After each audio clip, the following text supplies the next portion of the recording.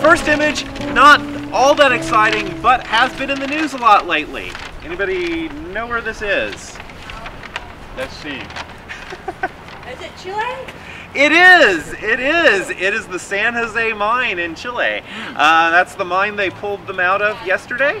And they promised they're closing that mine forever, so, from what I heard. Oh, really? What else? Perhaps you can help me with this, Cameron.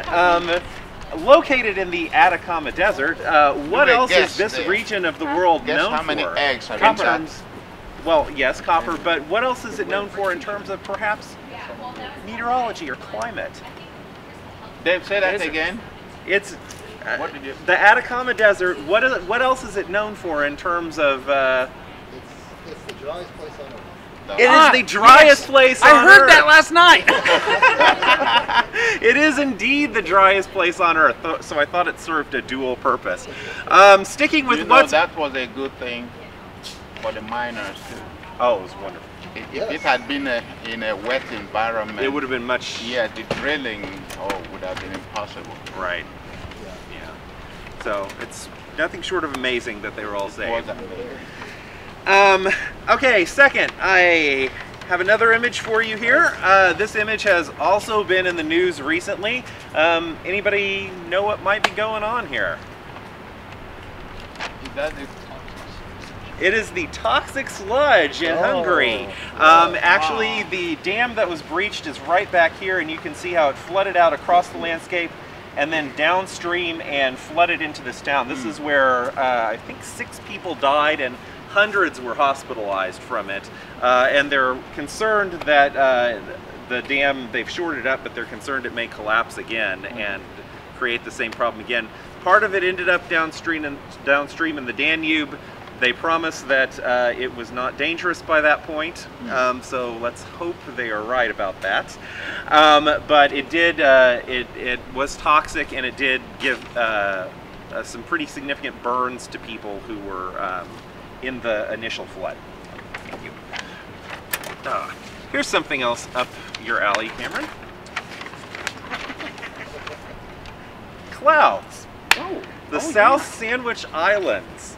And I'm not going to make anybody guess why this is occurring, but it's actually a rather bizarre, because you know, ships will often generate clouds as they move across the ocean, but these are stationary islands. What's happening here is that the warm and humid marine layer at the surface, as it hits the island, the rough surface of the island is causing a wave pattern, and in the crest of that wave, it condenses and creates clouds.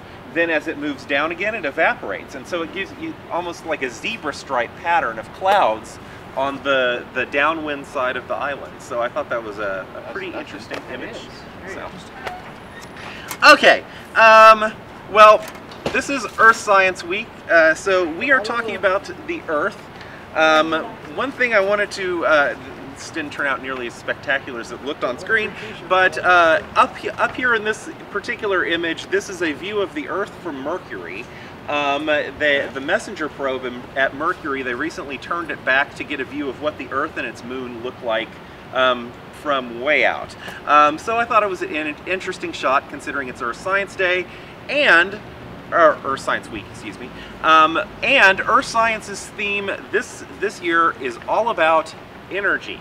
Of course, we know we use a lot of energy, and this particular shot, have it upside down. This particular shot, anybody know what we're looking at? I know it's kind of far away. Los Angeles? Chicago. Chicago. Very good, very good. It's Chicago. You can see the lake here and see it fanning out away from there. Chicago lit up at night, but every American city looks like this. We use an awful lot of energy. The question is where we're getting that energy from, and that's all what Earth Science Week is about this year. Okay, first image. Some of you guys may have seen this on the wall in the department. This is an image of the unfortunate outcome of one of the main sources of energy. In some cases, this was the Deepwater Horizon drilling rig accident this summer, And you can see the oil as red here. You can also see chemical dispersant that they've sprayed on it, but the chemicals make a very distinctive pattern on the water as well. And at this point, they were putting booms around it and were trying to do controlled burning off, which of course is a very dirty process. But as we all know, it was an extreme calamity. Slide. Is that a satellite image? It is a satellite image, and that was acquired about a week. They didn't have the rigs on site to drill the secondary wells yet and shut it off, so they weren't yet working on it. Those were just skimming ships at the time. Okay. Another big source of energy for us big traditional source is coal. The use of coal leads to some rather negative impacts on the landscape as well. Here we have West Virginia in 1984 and in 2009. This is the mountaintop removal coal mining process, and this is an extremely large area that they've removed. You can see there's not just one mine, but there are actually satellite mines up here as well. And what they tend to do is just chop off the entire top of the mountain, remove it, take the coal out, and then put the materials back. They are supposed to revegetate it and restore it in some way. Oftentimes they do revegetate the top, but what you've basically got left is a flat plain where you used to have a very hilly area, and oftentimes it will contaminate the streams downstream from it, etc. So it can create some real problems. But it's interesting to look at these processes over time in satellite imagery as well. Okay, we do have cleaner sources of energy that we use, and one of the older ones, one that's been with us for a while, is hydroelectricity. Anybody know where this is? Hoover Dam. Hoover Dam, yes, indeed. Hoover Dam and Lake Mead, right outside of Las Vegas. And Hoover Dam has been with us, of course, for some time, and hydroelectricity does definitely provide a clean source of electricity, but of course it's very location specific, and not every portion of the United States has ample sources of hydroelectricity. I would also like to point out on here, though it's turned out hard to see in here, but you may see that the sides of the canyon around Lake Mead are very white and chalky looking.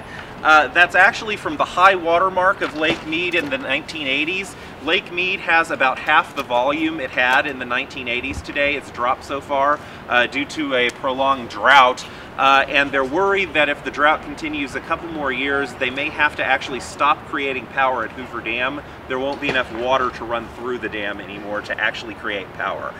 So it's a serious problem. Geothermal energy.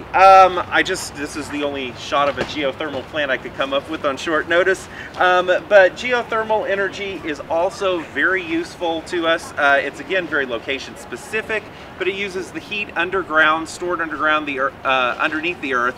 You usually pump water down, it's turned into steam, powers some sort of motor as it comes back up. Okay, those are more traditional sources of green energy, if you will. Of course, there are other green energy sites out there, and more all the time. One of the biggest growing trends in America is energy from the wind. This is a wind farm. This is actually an older one out near Palm Springs in California in the Mojave Desert. The wind farms, America has now become the largest wind energy generator in the world.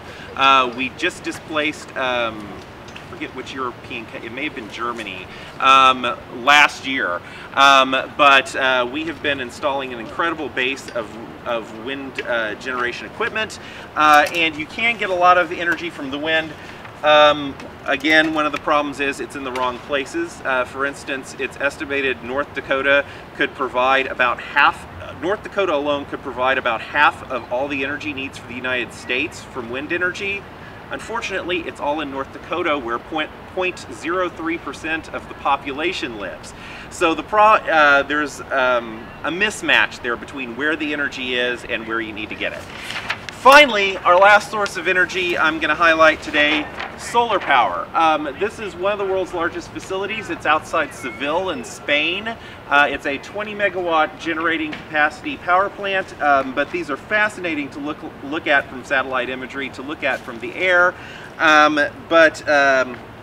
In this case, this is a concentrated solar reactor where mirrors are concentrating on a certain point and projecting all the energy there to warm a boiler.